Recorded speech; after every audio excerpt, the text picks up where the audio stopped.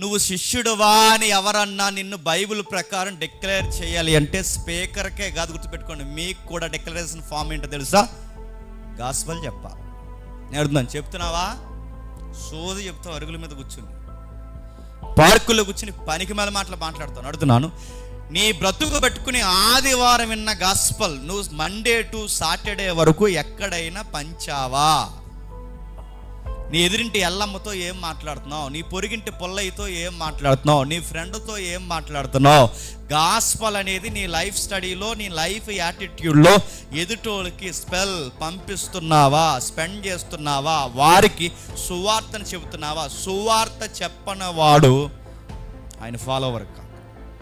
నువ్వు just Facebook follower లాంటి వాడు మాత్రమే, నువ్వు ఇన్స్టా ఫాలోవర్ లాంటి వాడు మాత్రమే. అంటే కొంతమంది యాక్టర్ని ఇష్టపడినప్పుడు ఒక లైక్ ఇచ్చి ఒక ఫాలోయింగ్ ఎలా కొడతారో, దేవుళ్ళలో ఒక దేవుడిని ఈయన లైక్ చేసావంతే, జస్ట్ లైక్ చేసావంతే, ఈయన ఇష్టపడ్డావంతే. లేదు, నేను ఇష్టపడడం కాదు, ఈయన నేను రియల్గానే ఫాలో అవుతున్నానంటే నీ బతుకులో సువార్త ఉందా?